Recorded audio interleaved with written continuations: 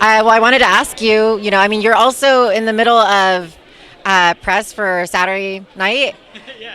So, I mean, I'm pretty sure you got this script prior to your role in that. So how do you go from being a villain and then adapting into a lovable comedy writer?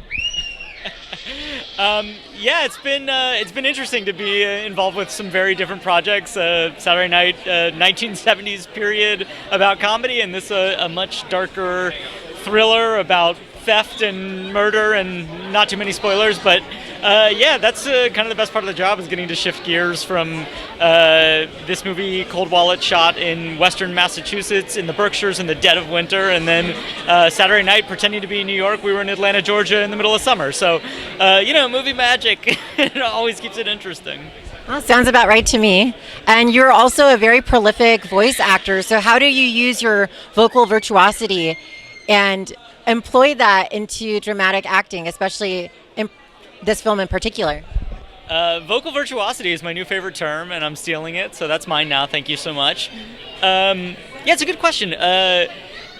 For this movie, for Cold Wallet, researching the character I was playing, who's kind of one of these devious tech bro types, I did a lot of research and looked into people like Martin Shkreli and actually like Elizabeth Holmes and these people who, and she's really interesting because she is actually someone who put on a voice to play the character of CEO boss lady, So I kind of tried to borrow from that, actually. It's interesting you bring up voice work, because that was something I really wanted to tap into, is how people are kind of playing roles as these tech CEO people that may not be exactly who they seem.